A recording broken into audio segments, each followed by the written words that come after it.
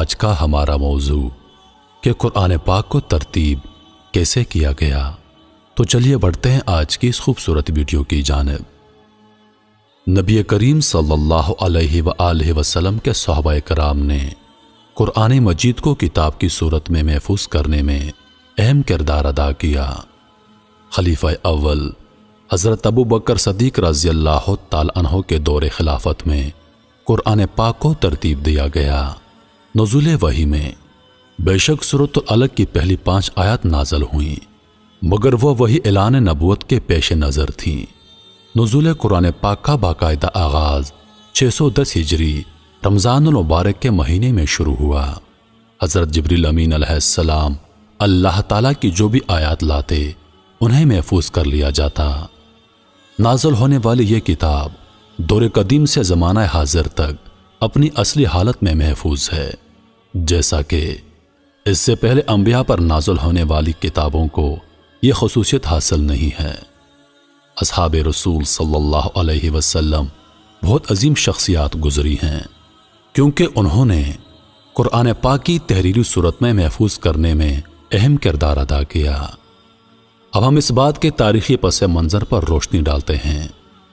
ابتدا میں جب روح الامین حضرت جبریل علیہ السلام قرآنی آیات لے کر حاضر ہوتے تو انہیں پاک کپڑے، کاغذ کے ٹکڑوں، ہڈیوں اور حلال جانوروں کے چمڑے پر لکھ دیا جاتا۔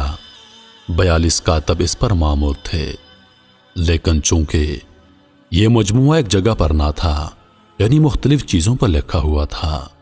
البتہ جب حضرت جبریل علیہ السلام کوئی آیت لے کر حاضر ہوتے تو وہ واضح طور پر اس بات کی بھی نشاندہی کرتے کہ اس آیت کو کون سی صورت میں اور کس آیت کے ساتھ لکھنا ہے۔ اب چونکہ لکھنے میں یہ آیات مختلف چیزوں پر تحریر تھیں، لہٰذا جیسے ہی وحی کا نزول ہوتا اور جو ترتیب اس میں بتائی جاتی، کچھ صحابہ کرام جو پڑھے لکھے تھے وہ اسے حفظ کر لیتے۔ اس طرح قرآن پاک کی صحیح ترتیب تحریر کے بجائے صحابہ کرام کو ذہن نشین کروائی گئی۔ لیکن حضرت ابو بکر صدیق رضی اللہ تعالی عنہ کے دور خلافت میں جنگ یمامہ کے دوران 70 ایسے صحابہ کرام شہید ہو گئے جو حافظ قرآن تھے، اور یہ ایک بہت بڑا نقصان تھا۔ جب اس امر کی خبر حضرت عمر بن خطاب رضی اللہ تعالی عنہ کو ہوئی تو انہیں قرآن پاک کی تا قیامت تحویل کا خدشہ لاحق ہوا، اور انہوں نے اس مسئلے کے متعلق حضرت ابو بکر صدیق رضی اللہ تعالی عنہ سے بات کی، اور متفقہ طور پر یہ فیصلہ کیا گیا کہ قرآن پاک کو ایک مجموعے کی صورت میں تحریر کیا جائے۔ اس زمانے میں پڑھا لکھا ہونا ایک عظیم مہارت تھی، لیکن بہت کم لوگ اس مہارت کے حامل تھے۔ چنانچہ 12 کاتبوں کا ایک وفد تشکیل دیا گیا، جس کے سربراہ حضرت زین ابن ثابت رضی اللہ تعالی عنہ تھے۔ انہوں نے قرآن مجید کی تحریر کا کام شروع کیا۔ ان اصحاب کرام میں حضرت عثمان بن عفان رضی اللہ تعالی عنہ، حضرت علی بن ابی طالب رضی اللہ تعالی عنہ، طلحہ بن عبید اللہ رضی اللہ تعالی عنہ، عبداللہ ابن مسعود رضی اللہ تعالی عنہ، خالد بن ولید رضی اللہ تعالی عنہ، حضرت حذیفہ رضی اللہ تعالی عنہ اور حضرت سلیم رضی اللہ تعالی عنہ شامل تھے۔ آپ سب حضرت عمر رضی اللہ تعالی عنہ کے گھر تشریف لائے اور تمام تر دستاویزات جن پر قرآن پاک کی مختلف صورتیں درج تھیں اپنے ہمراہ لیں۔ پھر ان تمام صورتوں کو نزول کے مطابق ترتیب سے ایک کتاب میں لکھنا شروع کیا، اور اس دوران کئی حافظ قرآن پاک ایک ساتھ قرآن پاک کی تلاوت بھی فرماتے، تاکہ لکھنے والوں کے لیے کسی قسم کی غلطی کی گنجائش نہ رہے، اور صورتوں اور آیتوں کی ترتیب میں کوئی کمی ہو تو اسے درست کر لیا جائے۔ لہٰذا وہ تمام آیات جن میں کائنات کی تخلیق، تمام مخلوقات کی تخلیق، روز قیامت، زمانہ جاہلیت اور سابقہ اقوام کے عقیدوں کے احوال، اسلام سے قبل عبادتوں کا مجموعہ، اور اللہ تعالیٰ کے وہ تمام تر احکامات جو اہل ایمان اور تمام انسانیت کے لیے ہیں، انہیں ایک کتاب میں لکھ دیا گیا۔ یہی وہ آیات تھیں جن کی حضرت جبریل علیہ السلام نے تعلیم فرمائی تھی۔ اس میں کسی قسم کی رد و بدل کے بغیر انہیں اپنی اصلی حالت میں محفوظ کیا گیا، جو آج تک محفوظ ہیں۔ آیات قرآن کریم میں درج ایک جملے کو کہا جاتا ہے اور صورتیں قرآن پاک کے ایک مکمل حصے کو کہتے ہیں۔ ان صورتوں میں بعض اوقات ایک قوم یا زمانے کا مکمل ذکر ہوتا ہے اور بعض میں احکامات خداوندی۔ مجموعی طور پر قرآن پاک میں 6236 آیات 114 صورتیں ہیں، جن میں الفاظ کا مجموعہ تقریباً 3,23,000 ہے۔ قرآن پاک کو ترتیب دینے کے بعد سعید ابن عاص رضی اللہ تعالی عنہ، جو کہ ایک ماہر خطاط تھے، انہیں قرآن پاک کو خوبصورت لکھائی میں لکھنے کو کہا گیا۔ انہوں نے قرآن پاک کو ہرن کی کھال کی صفحات پر لکھنا شروع کیا۔ سعید ابن عاص رضی اللہ تعالی عنہ نے جس لکھائی میں قرآن پاک لکھا وہ حضرت اسماعیل علیہ السلام کا طریقہ خطاطی تھا، جو کہ ایک طویل عرصے سے حجاز میں رائج تھا۔ اس لیے صحابہ کرام نے اسی لکھائی کو منتخب فرمایا۔ اس طریقے لکھائی کو آج ہم عربی کہتے ہیں، اس دور میں بھی اسے عربی ہی کہا جاتا تھا، کیونکہ یہ عربوں کا قدیم ورثہ تھا۔ جب سعید ابن عاص رضی اللہ تعالی عنہ قرآن پاک مکمل کر چکے تو صحابہ کرام نے ایک بہت بڑے اجتماع کا انعقاد کیا، جس میں ایک وسیع تعداد میں حافظ صحابہ کرام نے شرکت کی۔ ان کے سامنے قرآن پاک کی تلاوت فرمائی گئی تاکہ اگر کوئی غلطی ہو تو اسے درست کر لیا جائے۔ یہ قرآن پاک ہر قسم کی غلطی سے پاک تھا اور وہی سب لکھا تھا جو نبی کریم صلی اللہ علیہ وسلم اپنے صحابہ کرام کو حفظ کروا چکے تھے، لہذا کوئی اعتراض نہ اٹھایا گیا، اور 33,000 صحابہ کرام کی اس جماعت نے یہ تصدیق کی کہ یہ قرآن پاک حرف بحرف درست حالت میں موجود ہے۔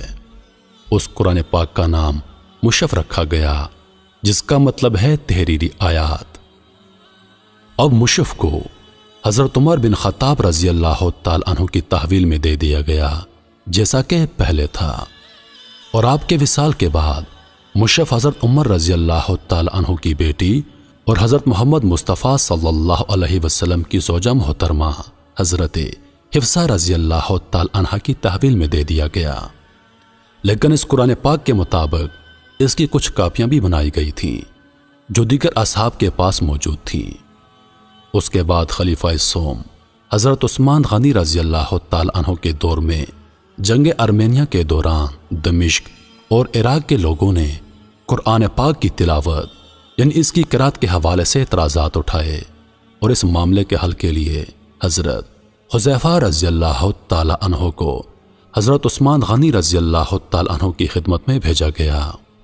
چونکہ اس وقت عرب میں 7 مختلف زبانیں بولی جاتی تھیں، لہذا قرآن پاک کو ہر کوئی انہی کی زبان میں پڑھ لیتا تھا تاکہ انہیں پڑھنے میں کوئی دقت نہ ہو اور بآسانی سمجھا جا سکے۔ لہذا اس مسئلے میں بھی ایک وفد مقرر کیا گیا۔ اس وفد کو تشکیل دینے کا مقصد یہ تھا کہ ایک جامع طریقہ تلاوت مقرر کیا جائے، یعنی تمام عالم ایک ہی تلفظ سے تلاوت کریں۔ چونکہ اس وقت عرب میں 7 مختلف زبانیں بولی جاتی تھیں، ان میں الفاظ کی ادائیگی کا فرق تھا، جیسا کہ آج ہم لوگ زوات پڑھ لیتے ہیں اور یہ عربی طریقہ تلفظ ہے۔ اسی طرح اس وقت عرب میں قبیلہ تمیم میں حرف سین کو تے پڑھا جاتا تھا، اور اسی نسبت سے لفظ ناس کو نات پڑھ لیتے تھے، اور ہر قبیلہ اپنے طریقے کو درست مانتا تھا۔ البتہ اس سے معنی تبدیل ہونے کا کوئی خدشہ لاحق نہ تھا، مگر پھر بھی حضرت عثمان رضی اللہ تعالی عنہ نے دیگر صحابہ کرام سے مشاورت کے بعد یہ فیصلہ کیا کہ اس جھگڑے کو ختم کرنے کے لیے ایک طریقہ تلفظ مقرر کیا جائے تاکہ تمام دنیا کے لیے کسی غلط فہمی کی گنجائش نہ رہے۔ اب چونکہ نبی کریم صلی اللہ علیہ وسلم کا تعلق قریش سے تھا، اسی لیے قریش کے طریقہ تلفظ کو ہی ہمیشہ کے لیے قرآن پاک کا ذریعہ بنایا گیا، اور یہی تلفظ عربی کہلاتا ہے۔ جیسا کہ سب جانتے ہیں، حضرت محمد مصطفیٰ صلی اللہ علیہ وسلم اور اللہ تعالیٰ کی زبان عربی ہے۔ اللہ تعالیٰ کے تمام احکامات عربی میں نازل ہوئے تھے۔ اب اس کے بعد حضرت عثمان غنی رضی اللہ تعالی عنہ نے حضرت حفصہ رضی اللہ تعالی عنہ سے مشف منگوانے کی درخواست کی تاکہ اس کو دوبارہ دہرایا جائے اور کچھ ضروری تبدیلیاں بھی کی، لیکن قرآن پاک کے الفاظ میں کوئی رد و بدل نہ کیا گیا۔